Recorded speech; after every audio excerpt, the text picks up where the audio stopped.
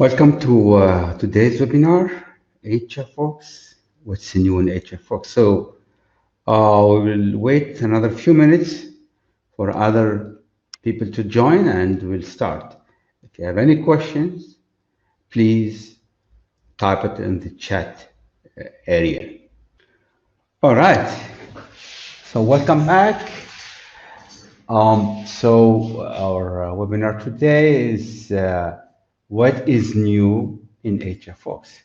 And the answer is a lot of, see which one, this one here, share, okay, very good. So I'm gonna go over them quickly, and then I'll open SOLIDWORKS, open HFWorks, and show you, demonstrate to you these new features and how to use them. So, number one ticket item is adaptive. It's the main news is the adaptive, and many of you have been asking over the years about adaptive meshing, and of course, the power of adaptation is well known. It allows the user to forget about the mesh. You know, even someone who is not an experienced simulation user can simply use the HFWorks because the adaptation it is automatic. So we've been developing it for a while, and now we have it. We tested it thoroughly. We fine-tuned the parameters for both normal and high accuracy. And the good news, it's working, and it's working very well, as I'm going to demonstrate to you in a minute. Second one is new transient thermal solver. We had before only steady state thermal, but now we have a new transient thermal solver. And it comes with temperature and time dependent loads, and the loads, it can be a step or a ramp loading. Okay. Furthermore, when you transfer the loads from HFWorks to the thermal, as you know, it's automatic. But you can now choose which thermal loads you want to transfer. You could transfer dielectric and or conductor losses. More features. The other also big item is ECAD Importer from ADS and Cadence, particularly from ADS. I'm going to show you how to import your layout from ADS straight to HFWorks and start simulating in HFWorks. The Cadence is not well tested, but the ADS has been thoroughly tested and works perfect. Some of you asked for Streamline 3D plotting, and we have it now. Also, in the post-processing, you can combine surface and volume plotting right on the same plot. So if you want to see a volume, and that also be demonstrated later on. Auto surround structure with PC or radiation boundary in case of an antenna study.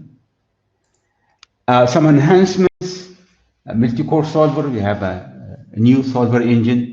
It's improved in terms of speed and accuracy.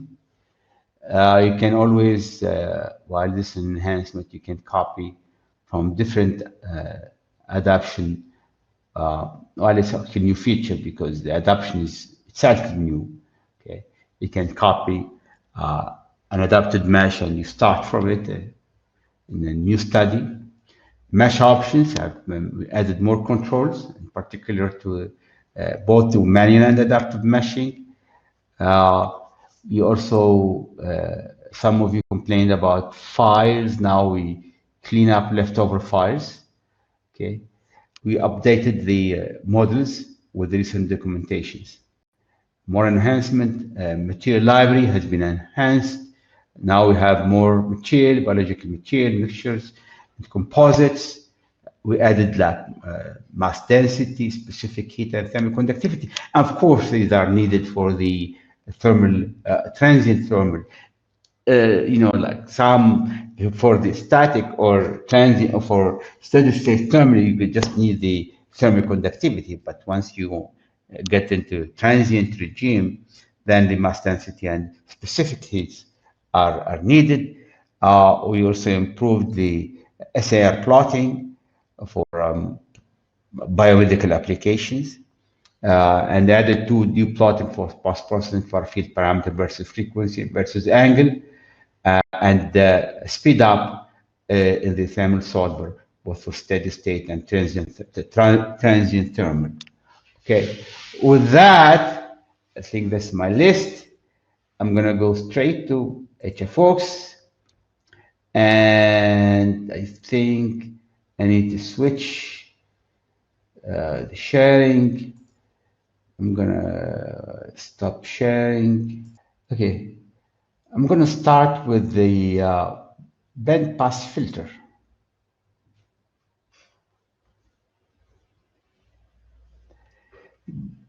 Bandpass filter will demonstrate to you, show you how to use the adaptation.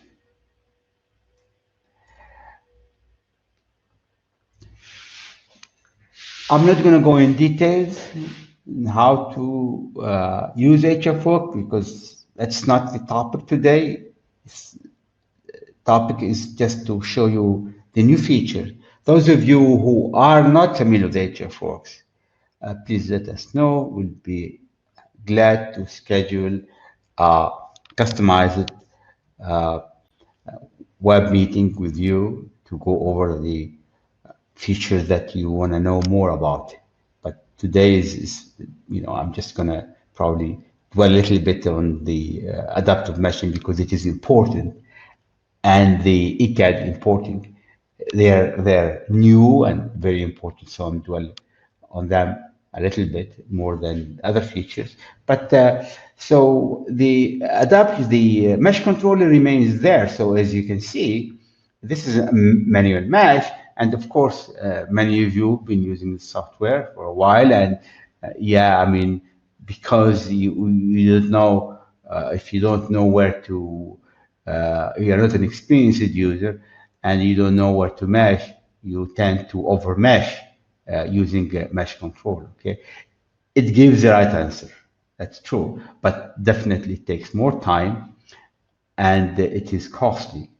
But now let's see what is adaptation property. So the meshing, you can manual and adaptive. And the adaptive, there's very important feature that we are really proud of. I don't think other competing software have it. Is the edge refinement factor. That is gives you a percentage of the global mesh. So you know that, or no, we know that on metallic edges, the field tend to be large and crazy and rapidly varying. So you could definitely not to do this refinement on the edges, but this feature, by seeding the mesh, by saying, hey, look, from the beginning on, my initial mesh, my starting mesh, instead of starting with coarse mesh everywhere, including metallic edges, you say, no, I know that metallic edges need more. So I start with a finer mesh on the metallic edges. And that is going to save me a lot of effort later on in the adaptations, in the number of elements and number of passes. Okay. The adaptation frequency, of course, if you have frequency sweep, you are not going to adapt at all frequencies, right? Because that's going to take a long time.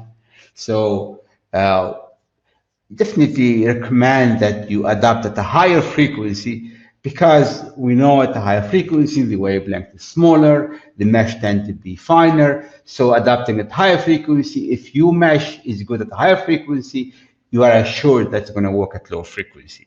So that's one issue. So you have to choose the adapting frequency. The refinement percentage per pass is how many more elements you add at each pass. So we are saying 30%. So Of course, it cannot be 100%. If it's 100%, that defeats the purpose of adaptive meshing altogether. So a sweet spot is 30% from our experience. So what does it mean? It means that each pass, you're going to add another about 30%. Okay, so it comes to the 30%, or the other way, or maybe put it in another words, is it takes the first 30% of the elements and that have the highest error and refine them. Okay, and of course this transfinite element, which requires meshing the ports and having a nice mesh at the port, as many of you know, is the key to get a good S parameter. So we start with an adaptation at the port. By the way, you can do just port solution and you can adapt that too. So only variables parameters that you have on the port is the delta Z0. That zero is the characteristic impedance at all the ports. Should not be the difference. Delta Z0 shouldn't be more than 2%. And once it reaches that, it converges and gives you, and you are sure that you have a nice mesh at the port, because transfinite element, you start from that mesh and you use it as a boundary condition to solve a 3D structure. The S parameter, so the maximum delta S, all of the S parameters, S11, S12, S all of Sik, if you take between two consecutive passes, none of them should be more than 0.02. Okay. The maximum adaptive passes, yeah, I mean, we think if you reach 30 doesn't converge, then it's probably not going to converge. Okay, you have to check that probably there's something wrong. Nevertheless, from our experience, 30 is really a good number, and actually never reach 30. It usually converges less than 10 passes, but it's there for you in case you want to push the limit. You can test it, you can change it. You know, I can change it 40 or 50. Okay. Minimum adaptive passes, of course, you don't want to converge after one pass because you are not sure that the mesh is good enough. So usually that's a minimum. The minimum convergent passes, we recommend one to start to get a quick solution. But eventually, if you want to pass straight to to the lab, you will recommend at least 2 convergent passes. So what does it mean? It means that you have to have 2 consecutive convergent passes to call it converged. For instance, if it reaches the minimum error at pass 5, but pass 6 is larger than the maximum delta S, it's not going to converge. So you have to go like 7, 8, or 9, 10, or whatever. So it has to be consecutive. If you are not sure about, you can always reset. Okay. Right, so we're just going to go and look at this. So this model, we have chosen refining metal edges. And let's look at the mesh. Okay. So this is my initial mesh. Okay. And that's my convergent last adaptive pass. Okay, it converged fast because we started with a refined mesh on the metallic edges. Okay, if I look at the results, I have a table, convergent data. You see, it's only requires 2 passes with 51,000 elements. Now, if it don't do check refine metallic edges, the initial mesh is coarser as you expected, okay, but it takes longer. for it to converge. Okay, and if I look my mesh data, mesh details, okay, it took 132,000, almost 133,000 elements. So what is the takeaway? The takeaway, if you choose that option, which is very powerful option, I believe, by controlling the mesh on the metallic edges, you kind of assure that you're going to have a faster convergence. I can also look at the table here, at the results table, and my convergence data took 5 passes, and it reaches almost 133,000 elements. Okay, so the takeaway is, yes, you need, you recommend that you check, you leave that option checked. Okay, so if I want to plot, so this is my, where's this is the S11, S12. This is, as you can see, of course, is a bandpass filter. Okay, so that's your S parameter are same. Okay, it's the only thing now, instead of doing all the meshing manually and mesh control and all of that, now it's done for you. Okay, so we are happy about this, and thank you for your patience. Many of you have been waiting for this feature, but now we are tell you that yes, we have it now. Let's move to another example. Don't save. This other example is the dual polarized multi-layered antenna. Okay.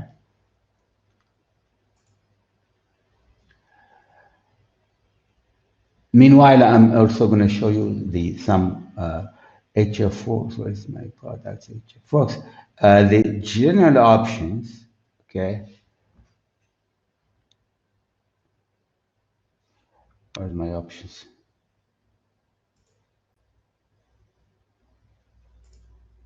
Why is going somewhere else?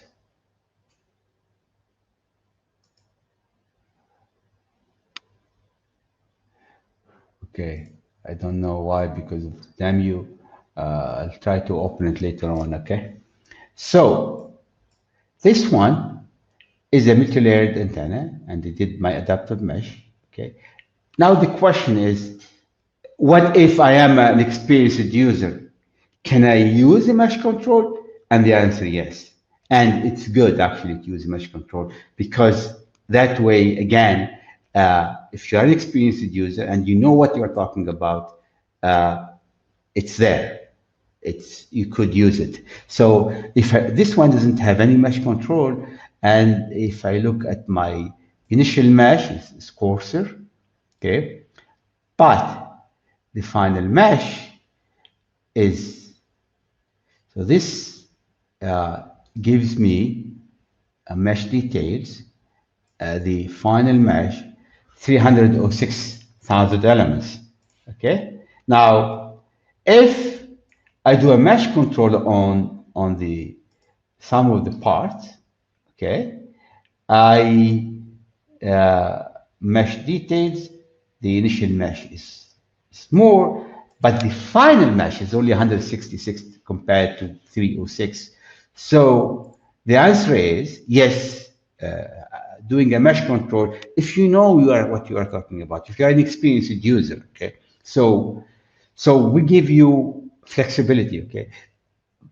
But don't take me wrong, okay? Don't think that you need the mesh control, or you're going to need the mesh control, automatic mesh control on the metallic edges.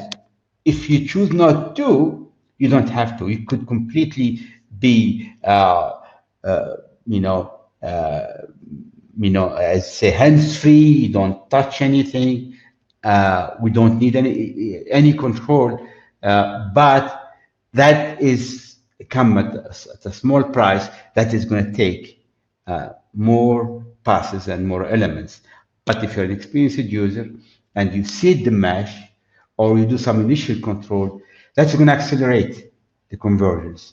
And and you, of course, is going to give you less element, more accurate solution and less element. But again, you have all the options. You could just not control. You can control just the doing a mesh controller certain region, or you can do the elements, the metallic edges control. So that's as much as and the rest of the stuff is just the regular plotting and all the features that you know. Then of course it's right there. Now, one particular example I want to show you is this streamline plot, and I choose to make it a resonance solution. So in this resonance solution, I'm going to do, look, before you had fringe vector plot, and this is streamline, okay? Streamline, okay? My streamline, okay? Come. All right. Let me make this one smaller here. It's too wide, okay?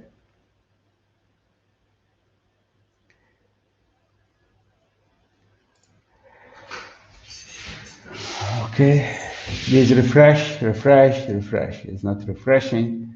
Sorry, my connection is not the best today. And you have a bunch of controls for the streamlines. You have the ribbon, the width of the line, okay? You can also select the number of lines.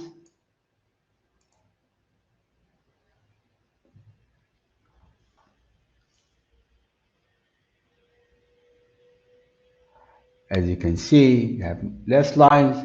The radius, if I want to just one particular region, like in this cavity, I want to see at the center what's happening, you will be able to see your streamline or field lines. Okay, there you go. Okay, so it's a nice feature that we are proud of, that we added this feature. Okay, of course, you can always do all the other goodies that you are used to in HFWorks, the vector plot, the fringe plot, the line plot, all of that are still there. This is so if I want to do as usual, if I do my vector plot, okay, this is my vector plot, okay. So, okay, so this is streamline. Let me close this now, don't save, and I want to go to HFWorks. I want to see, where's my option? Option doesn't open. Okay, only if I have a model. Okay, I got it. So let me then go to the ECAD importer. This is next important item. My ECAD importer, okay, right here. So you can bring from Cadence and Mentor. By the way, the Cadence and Mentor not tested as thoroughly as the ADS, but the ADS is thoroughly tested. Okay, you can select appearance. Okay, ADS, and I'm going to do GDS format. I'm going to bring this file. Okay, and then I'm going to do next. Of course, the GDS format is just a 2D, right? It's a layout. So layout is just a 2D. So you wanna, if you have one port, two ports, you have to extend the port. So I'm gonna put it at xmin, okay? And this information all comes from the ADS, okay? And you can of course save it as a default or the default. So I'm gonna import. Now I'm bringing the geometry from the GDS file right into SolidWorks, and I'm building my 3D solid model. 1, 2, 3, and bingo, and you have it. Okay, there you go. All right, finish. Okay, so I don't need this. And this is my 3D model. Okay, right inside SolidWorks, so I can start. Can hide this region. Okay, and this is my dual patch. Okay, and I can make, as you're familiar with this So it's a dual patch antenna. Okay. Then the rest of it is as usual. Is you are in HFWorks, and then you go and define your study. Okay. Just want to go to HFWorks and options. Why it opens another window? That beats me. Why is putting it a different window?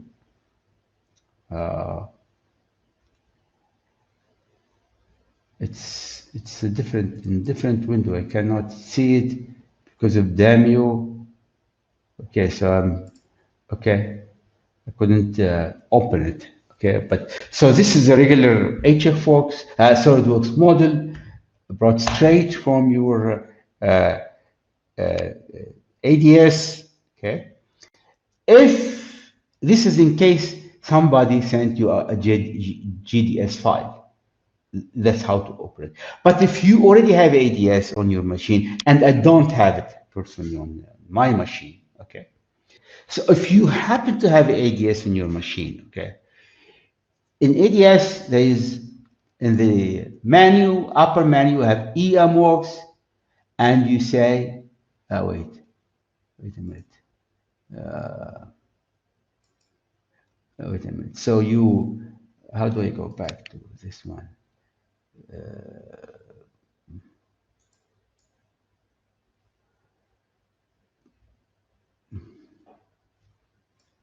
My screen is like this. Okay, so if I want to go back, start from this one here, go.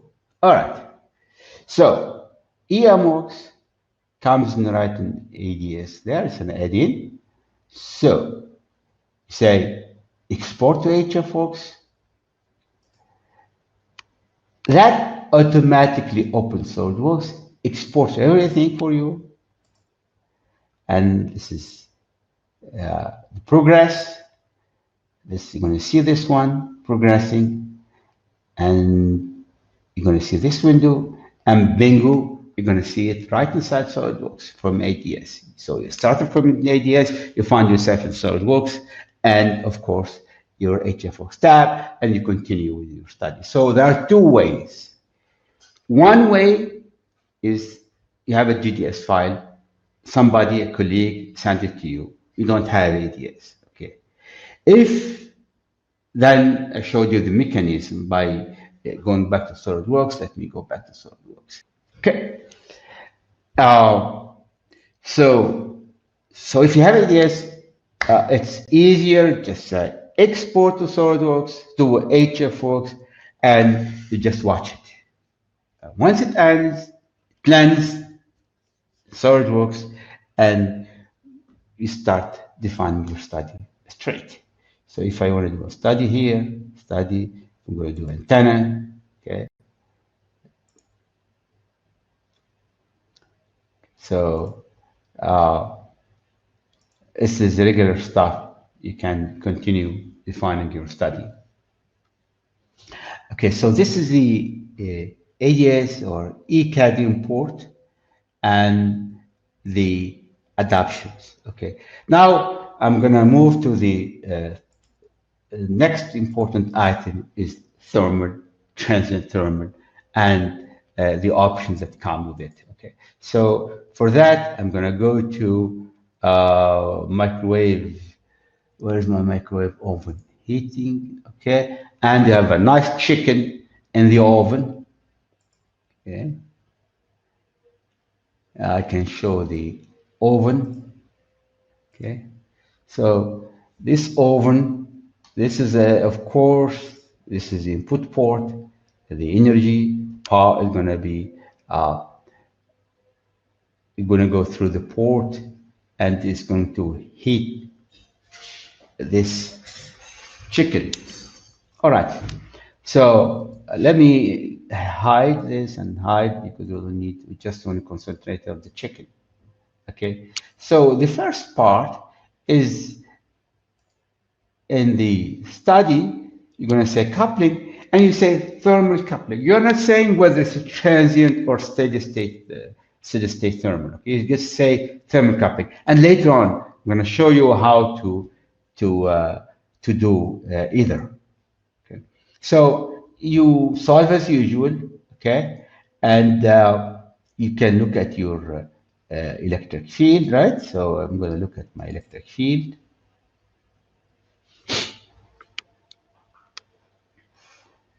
Okay, sorry, bear with me because my laptop is not, okay. So as you can see, this is one of the features I told you about, is to be able to plot in the volume and on the surface. So on this surface, on the ceramic or the plate, okay, and the chicken. So I'm able to, if I don't want the ceramic, okay, I just want to see what's happening in the chicken. So I can say just that, and of course I can animate, okay. So I'll see what's happening to this poor chicken, you know, as time goes on, passes. So I'm animating. So that's, you see, the electromagnetic wave is propagating through the chicken. And of course, because of the electric losses, okay, as you know, the microwave heating, most of it is due to the electric losses, and it's a chicken, so it's meat, so it's mostly water, okay?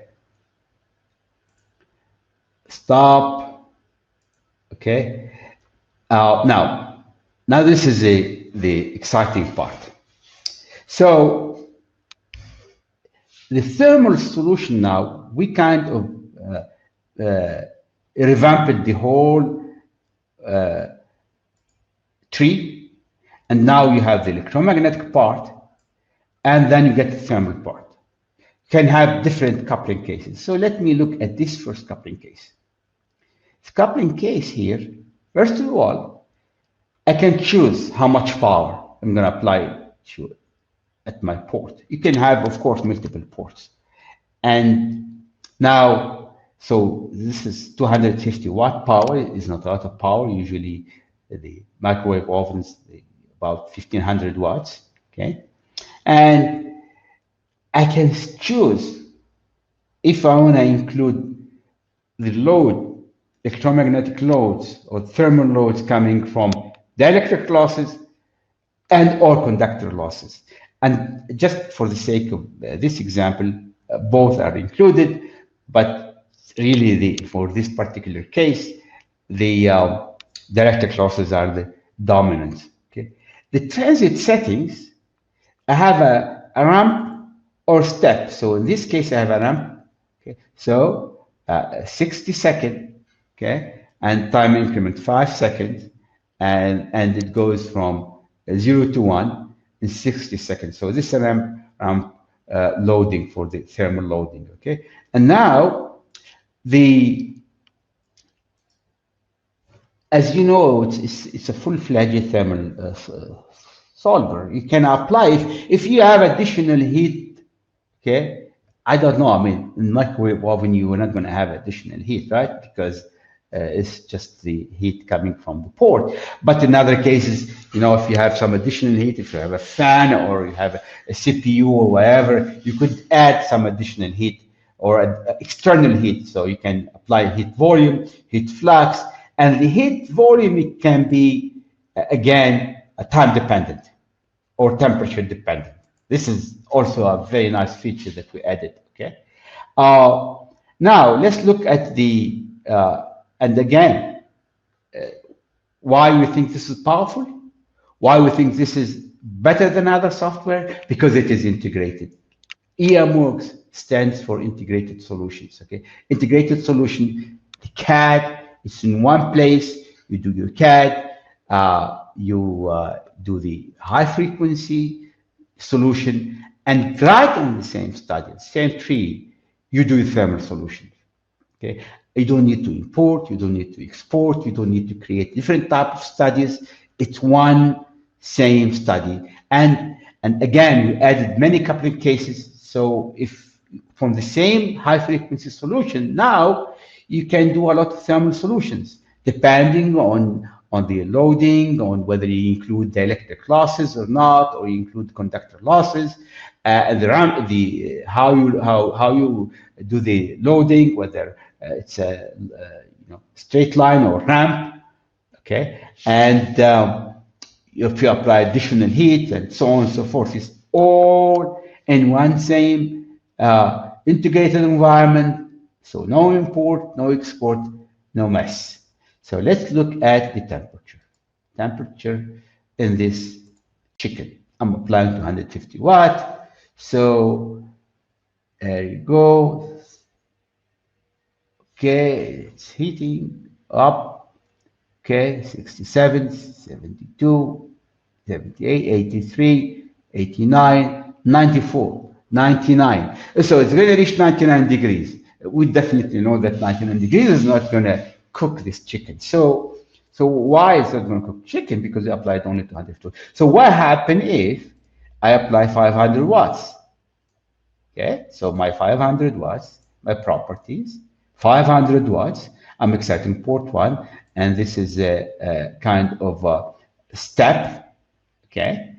And now my temperature, it better be larger because I'm applying more power, actually doubling the power.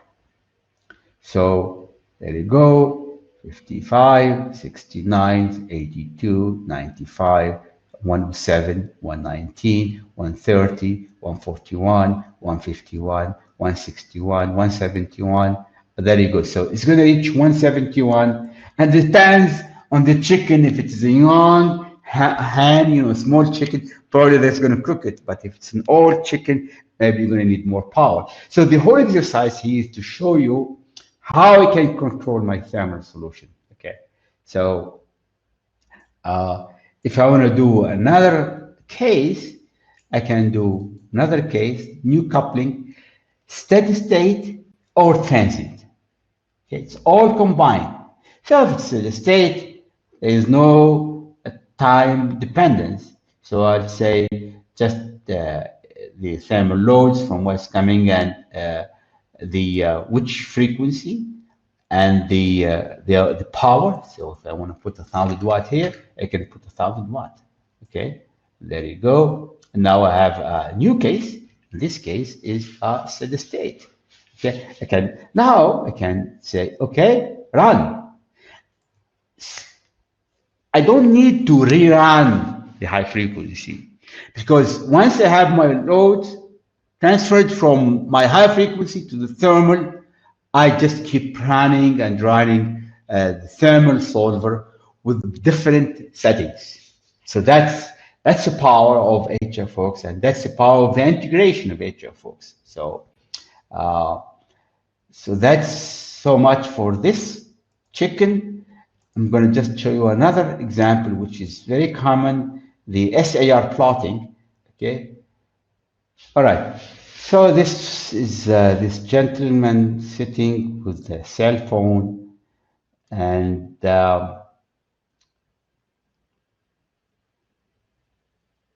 okay, so it has 8 small ports. Okay, so